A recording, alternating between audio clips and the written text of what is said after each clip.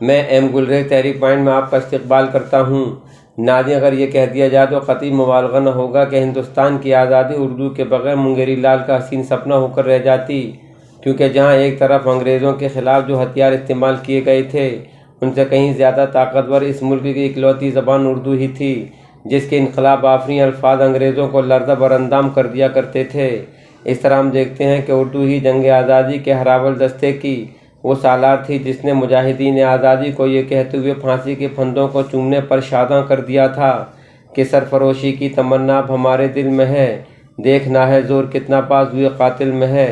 ناظرین، یہ اردو ہی تھی جس نے ایک طرف مغل سلطنت کے آخری چشم و چراغ کی زبان سے یہ کہلوا دیا تھا کہ غازیوں میں بو رہے گی جب تلک ایمان کی، تخت لندن تک چلے گی تیغ ہندوستان کی، تو وہیں دوسری طرف خدائے سخن میر تقی میر نے اردو کی اہمیت اور افضلیت کو دیکھتے ہوئے یہ دعویٰ کیا تھا کہ سارے عالم پہ ہوں میں چھایا ہوا، مستند ہے میرا فرمایا ہوا۔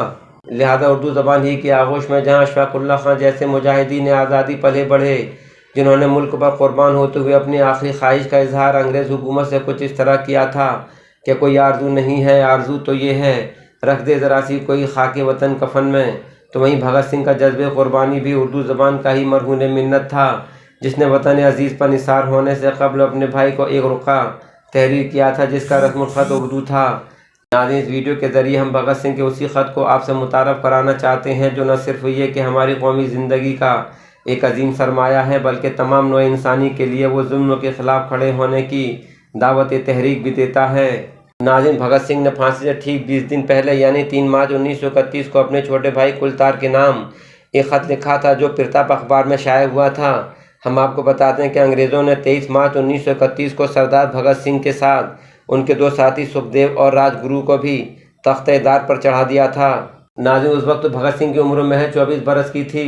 اس کم عمری میں بھی ملک کے تئیں بھگت سنگھ کی محبت اور آزادی وطن کو لے کر ان کا جذبہ قابل دید تھا۔ پرتاپ اخبار نے خصوصی نوٹ کے ساتھ بھگت سنگھ کے ذریعے اردو میں لکھے اس خط کا عکس بھی شائع کیا تھا۔ ناظرین، پرتاپ اخبار میں شائع متن اور بھگت سنگھ کے خط کا متن کچھ اس طرح ہے۔ سردار بھگت سنگھ کی اپنے ہاتھ سے لکھی ہوئی چٹھی جو 3 مارچ کو پھانسی کے کمرے میں لکھی گئی، خاص پرتاپ کے لیے۔ سارے ملک کی نظریں لاہور سینٹرل جیل کی اس کوٹری پر لگی ہوئی ہیں جس میں سردار بھگت سنگھ اور ان کے رفقا موت سے بغلگیر ہونے کے لیے بیٹھے ہیں۔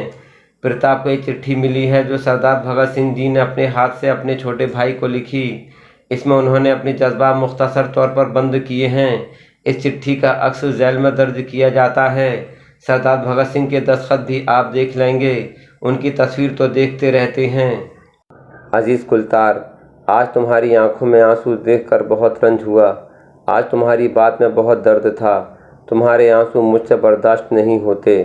برخوردار ہمت سے تعلیم حاصل کرتے جانا، صحت کا خیال رکھنا، حوصلہ رکھنا، اور کیا کہوں، شعر تجھے کیا لکھوں۔ سنو، اسے فکر ہے ہر دم نیا طرز جفا کیا ہے، ہمیں یہ شوق ہے دیکھیں ستم کی انتہا کیا ہے۔